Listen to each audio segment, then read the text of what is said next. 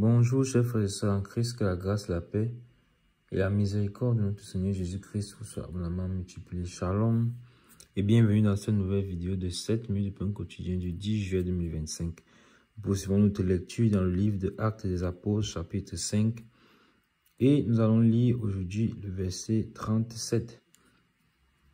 Qu'avons-nous vu dans la vidéo précédente? Nous avons vu dans la vidéo précédente que nous ne devons pas nous aventurer à précipiter les prophéties que nous avons reçues du Seigneur, ou bien précipiter un accomplissement dans nos vies, parce que nous avons reçu une parole de la part du Seigneur.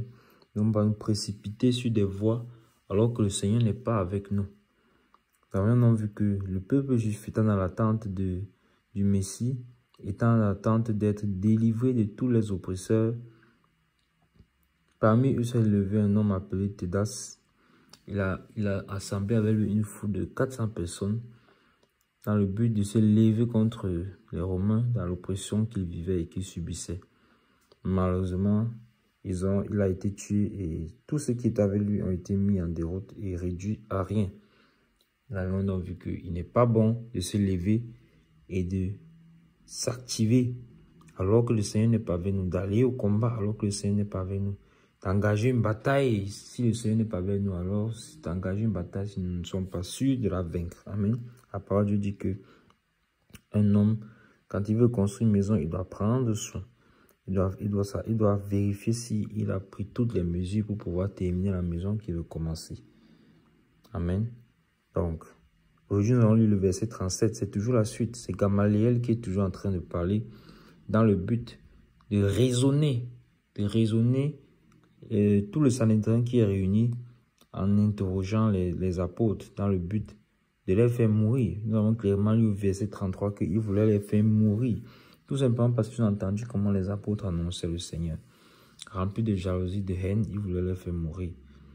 Et Gamaliel est en train de parler. En fait, on a compris depuis que c'est le Saint-Esprit qui a pris le contrôle et qui est en train de défendre les apôtres. Donc, je lis le verset 37, celui-là qui nous concerne aujourd'hui. Après lui parut Judas le Galiléen à l'époque du recensement, et il attira du monde à son parti. Il périt aussi, et tous ceux qui l'avaient suivi furent dispersés. Amen. Vous voyez cela, mes bien-aimés. Les mêmes causes produisent les mêmes effets. Donc le Saint-Esprit insiste encore là-dessus. Ne nous aventurons pas dans une voie, dans un chemin, si le Seigneur n'est pas avec nous. Si le Seigneur ne nous a pas donné son accord.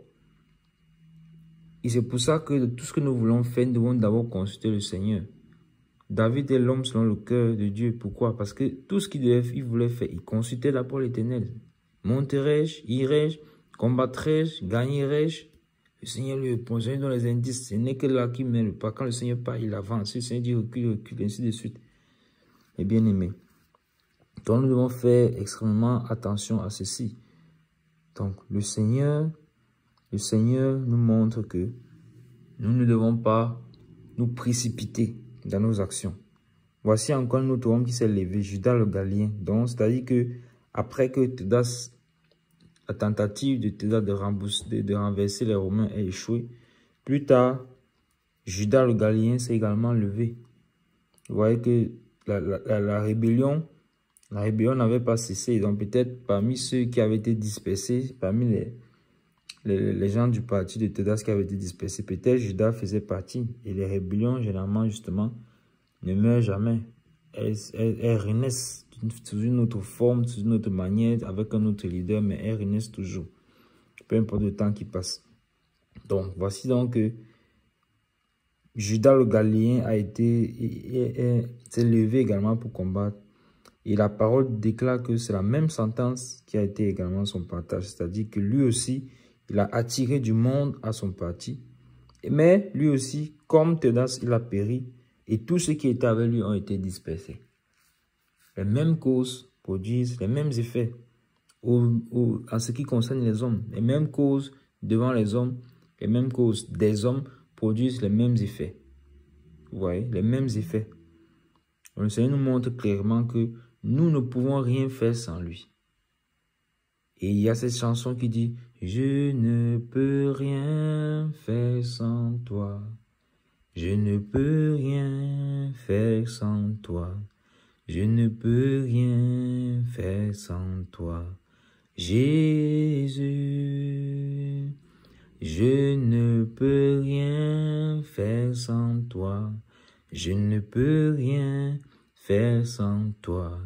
Je ne peux rien faire sans toi. Jésus.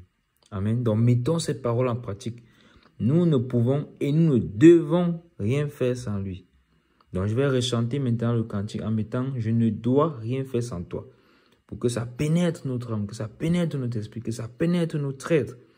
Que nous ne devons rien faire sans le Seigneur. Je ne dois rien faire sans toi. Je ne dois rien faire sans toi.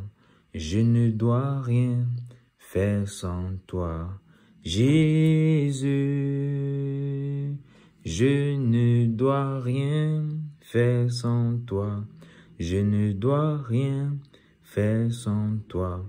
Je ne dois rien faire sans toi.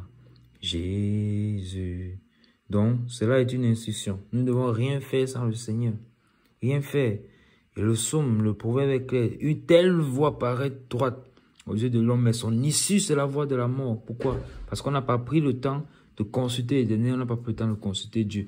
Donc, quand on la regarde, on l'observe, elle paraît droite, elle paraît un chemin correct, un chemin ok, un chemin de vie, mais en réalité, son issue, c'est la voie de la mort. Or, il nous faut toujours choisir le chemin de la vie. Il nous faut toujours choisir le véritable chemin qui est Jésus-Christ. Encore une fois, en écoutant ces vidéos, si tu n'as pas encore choisi le Seigneur, choisis-le. Sa main est encore tendue vers toi en ce jour. Choisis-le et n'endurcis pas ton cœur.